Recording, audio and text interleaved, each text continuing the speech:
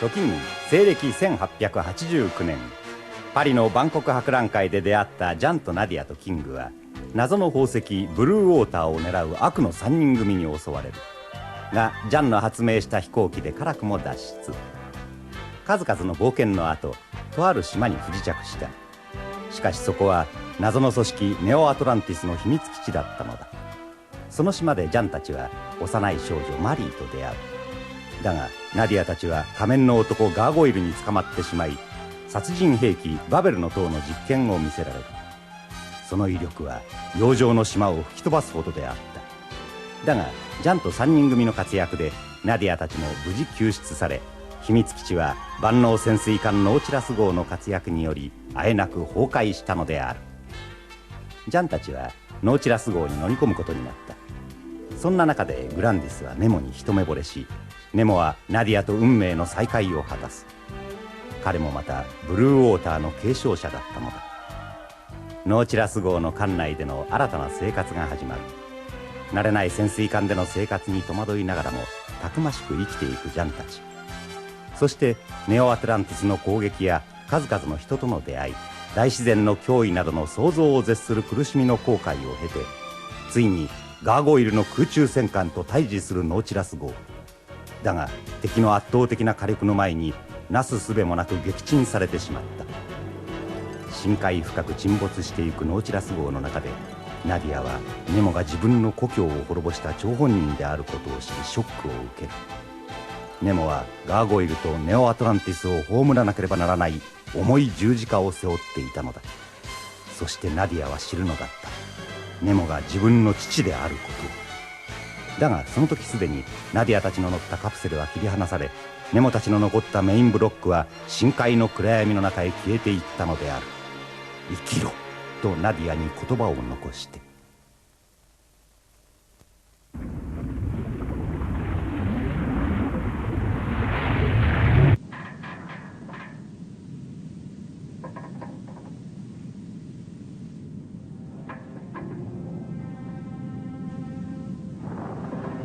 Qu'est-ce qu'il y a? Pourquoi vous faites cette tête-là?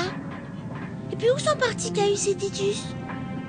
Nadia, pourquoi tu pleures? Qu'est-ce que tu as?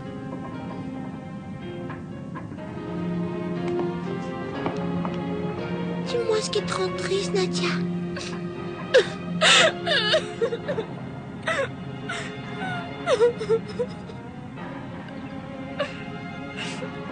Bon, je vais aller voir où sont les autres.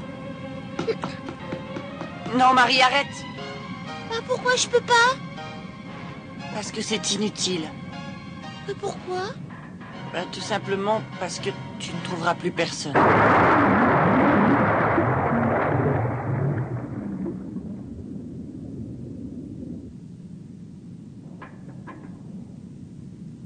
On va s'ennuyer.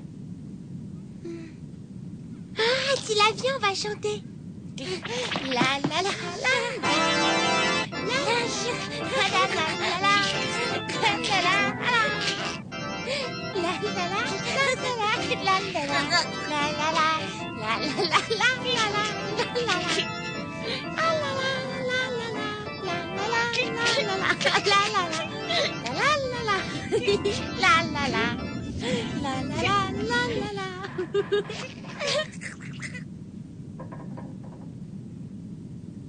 Qui sait où et comment finira ce voyage?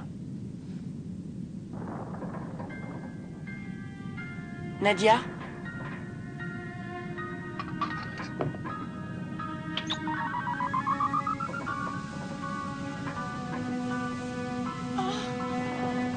Papa.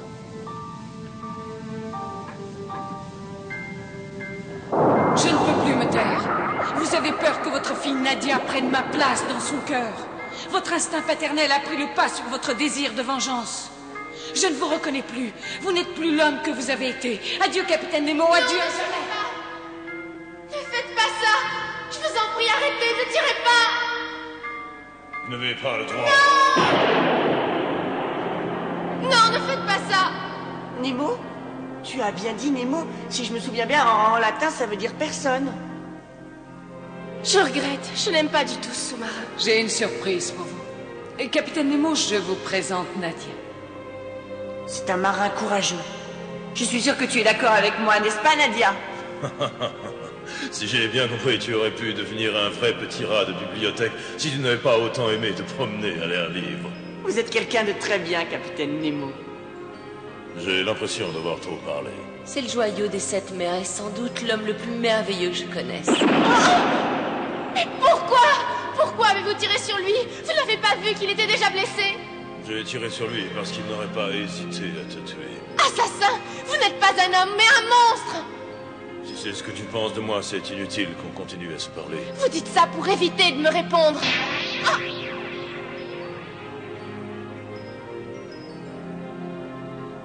Nadia, je ne mérite pas que tu me dises ce genre de choses. La la la ta ta pa la la la la la la la la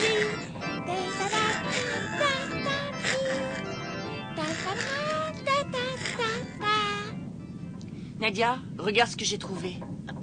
C'est fantastique, c'est une encyclopédie. On peut y trouver absolument tout ce qu'on veut sur n'importe quel sujet. Regarde, la philosophie, la religion, la littérature, la médecine et l'histoire sont réunis dans tous ces volumes. Dans les autres, il y a la physique, la chimie, la géographie et pour finir, tout sur l'espace. Si tu les consultes, tu sauras tout ce que tu voudras. Ah oui? Alors peut-être que tu peux me dire ce qui va nous arriver?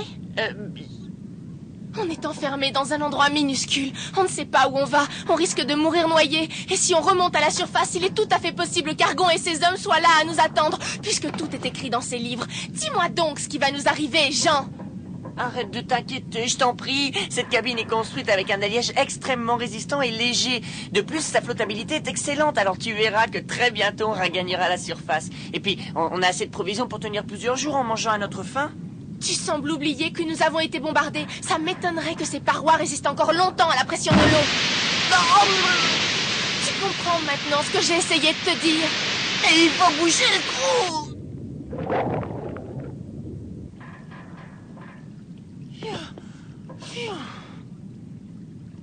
Apparemment, la cabine a été plus endommagée que je ne le pensais. Je suppose qu'il suffira d'une toute petite chose pour que l'eau y entre à flot. Je crois que le mieux, c'est de rester tranquille et de bouger le moins possible. Tu as raison. Je ne mourrai pas ici.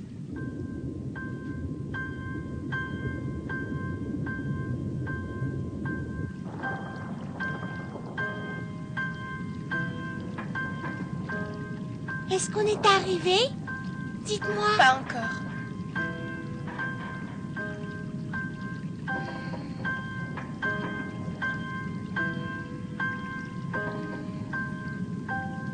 Derrière chez moi, il y a un étang. Derrière chez moi, il y a un étang. Trois beaux canards. Chut.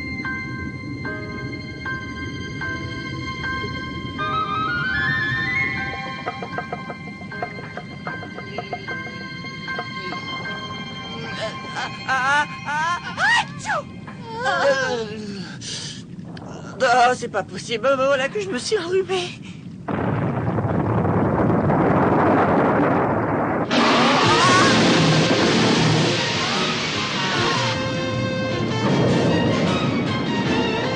J'ai toujours dit qu'il ne fallait pas trop compter sur la science. Jean, c'est ta faute, tout ça. Tu as intérêt à faire quelque chose et vite. Bah oui, c'est vrai, je suis le seul en bâbord, moi. Oh.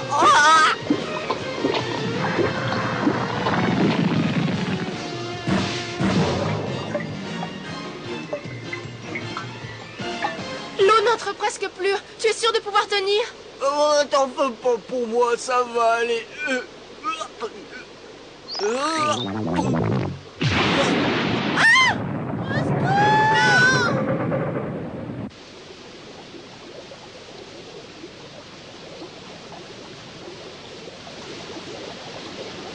Je suis vraiment désolé d'avoir éternué. C'est pas ma faute si je suis enrhumé.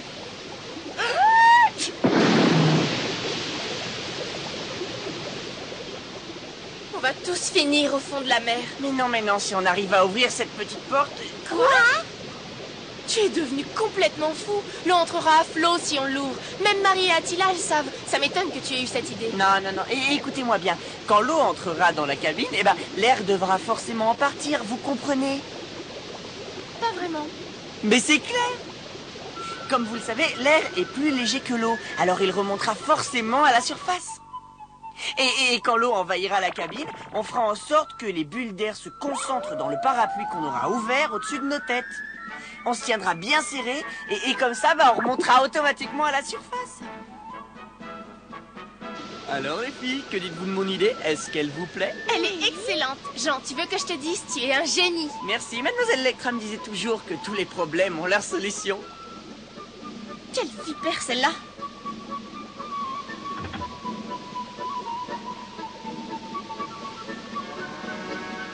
Est-ce que vous êtes prêts? 1, 2, 3.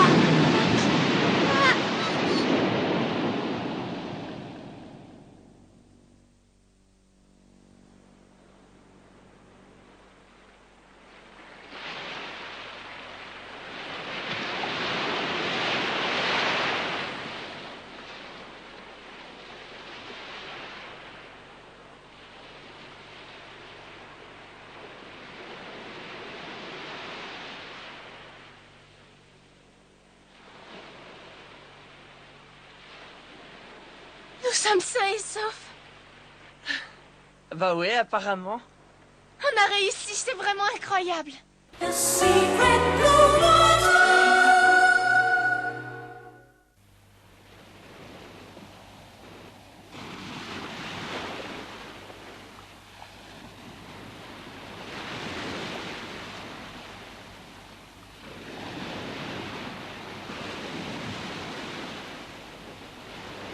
Jean? À ton avis, où est-ce qu'on est?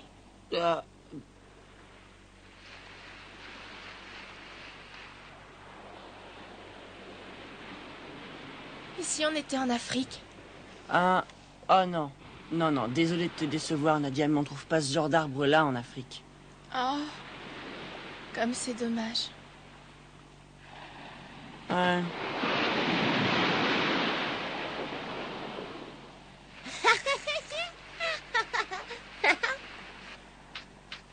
Attila, il faut que tu sois très gentil. Et tu démolis pas le château, d'accord? J'adore regarder les enfants. Non mais qu'est-ce que tu racontes encore? Après tout, tu n'es pas beaucoup plus vieux qu'elle. Oui, c'est vrai, dans le fond, tu as raison. Mais enfin, je te signale que toi aussi, tu n'es encore qu'une gamine. Oh non. Oh non, je n'ai pas eu le temps d'être une enfant. J'ai grandi trop vite. Excuse-moi. Non, c'est à toi de m'excuser. On est dans la même situation finalement. Allez, lève-toi, on s'en va. Où ça? Bon, on part en reconnaissance. Nadia, regarde.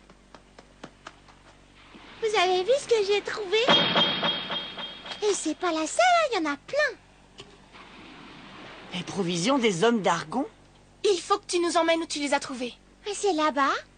Oh, Nadia, Tu crois qu'ici aussi, on est sur une base d'Argon? on va vite le savoir. Oui.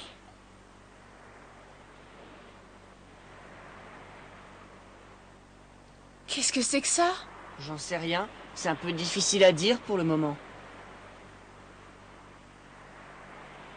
Oh! Mais c'est une de leurs limites. Ça veut dire qu'Argon n'est peut-être pas loin. Ouais, et si c'est le cas, on va avoir des problèmes.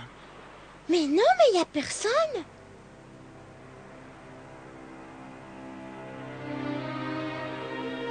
Tu crois que c'est le Nautilus qui l'a mis dans cet état? Oh bah je pense, oui. Le Nautilus est le seul bateau au monde à pouvoir donner du fil à retordre aux unités d'Argon. Marine, t'éloigne pas. Il vaut mieux que tu restes avec nous. Ne t'en fais pas, je ferai très attention. Allez, Attila, tu viens? Marie! Laisse-la, y a pas de danger. D'après la rouille qu'il y a sur cette épave, ça fait au moins 1 mois qu'il s'est échoué. De plus, s'il y avait encore des survivants ici, ils ne laisseraient pas traîner leurs provisions. Non, non, moi je crois qu'ils ont réussi à regagner une ville. Ah bon? Et qu'est-ce qui te permet de dire qu'il y a une ville pas très loin d'ici?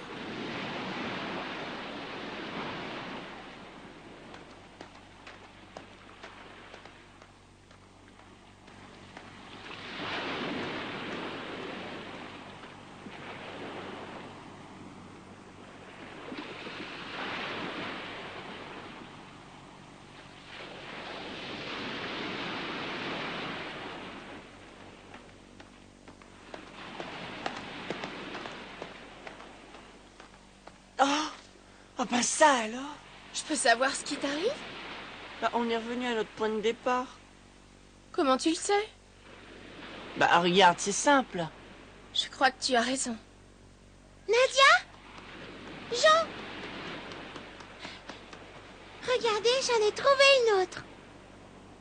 Oh non, mais alors ça veut dire qu'on a échoué sur une île.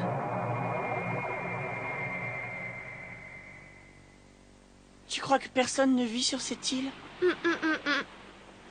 Mais il n'y a pas le moins de signe de vie. Et vous? C'est affreux ce qui nous arrive. Ça veut dire qu'on est sur une île déserte.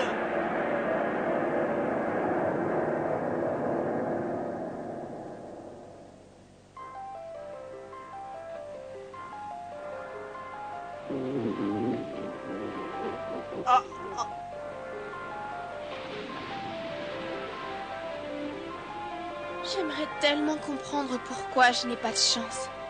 Ça fait si longtemps que je veux aller en Afrique. Pourquoi je suis arrivée sur une île déserte au lieu d'arriver en Afrique? J'en sais rien, mais mon oncle doit être très inquiet en tout cas. Il doit penser que je suis mort. Je me demande si Gladys et les autres vont bien. C'est vrai qu'ils ont quitté le Nautilus, eux aussi, j'avais oublié. Tu te souviens de l'hélice de leur engin? Eh ben, c'est Titus qui l'a inventé, il est très doué. Arrête de penser à eux. Ce ne sont pas des gens bien. Je dirais même qu'ils n'étaient pas recommandables. Peut-être, pourtant j'envie beaucoup Titus. Moi aussi, j'aimerais bien inventer quelque chose d'utile un jour. Tu sais, dans la vie, il y a des choses beaucoup plus importantes que les inventions.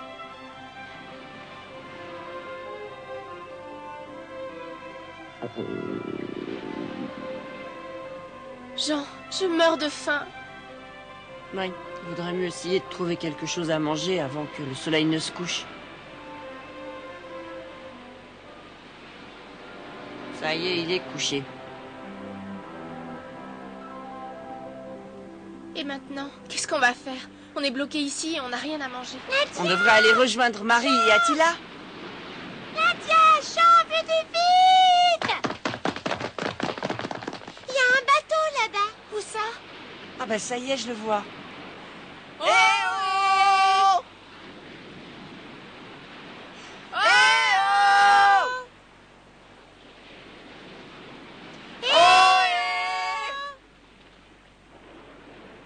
C'est inutile de crier, il est trop loin, personne ne peut nous entendre. Mais il ne faut pas perdre courage à la première difficulté.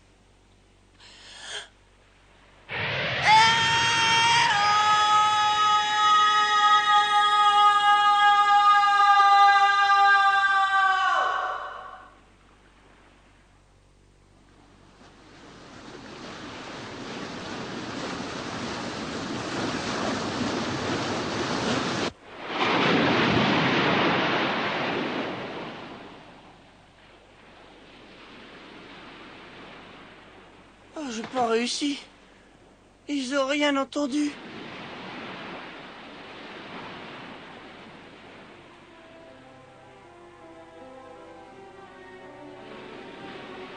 J'ai une faim de loup. Moi aussi.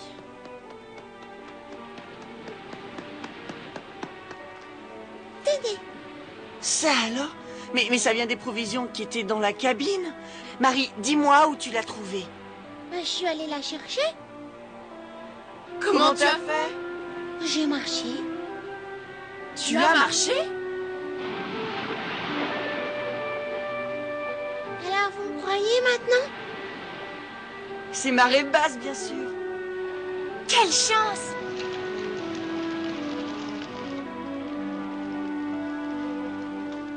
Bon, on a un petit problème quand même. Ah oui, et lequel? On ne peut rien ouvrir sans ouvre-boîte. Ça m'est égal, tu sais, parce que même si on en avait un, je ne mangerais pas de ce qu'il y a dans ces boîtes. Oh, c'est épouvantable, mais on va tous mourir de faim. Jean, Attila peut les ouvrir? Montre-moi, Attila.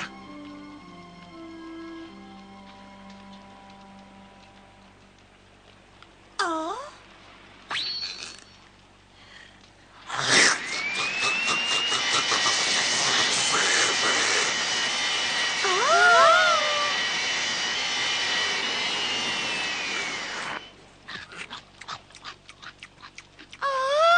raisonnable, ça te fera mal.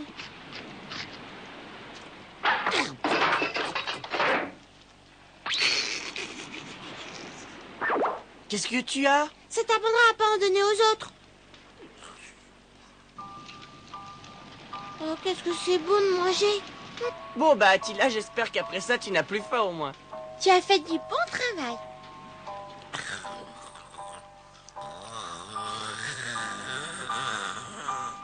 Tiens, tu peux manger ça. Dis-moi d'abord ce que c'est. Bah, ne fais pas cette tête. Enfin, goûte, c'est à base de pommes de terre. Tu as raison, c'est délicieux.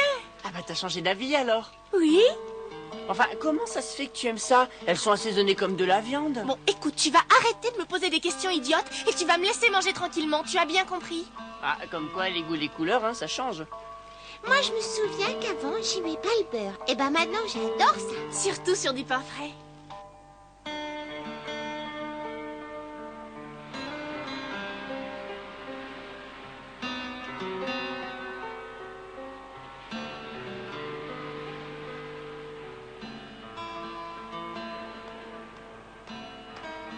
Bah, marche pas dessus. Mais qu'est-ce que tu fais, au juste? J'essaie de savoir où se trouve cette île d'après la position des étoiles.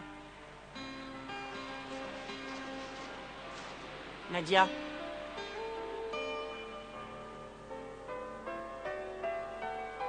À mon avis, ce n'est pas indispensable de le savoir. Pourquoi? Ça me plaît beaucoup qu'on soit tout seul sur cette île. On est loin de la haine et de la méchanceté. Je serai prête à passer le reste de ma vie sur cette île, à condition que Marie et Attila restent avec moi. Nadia.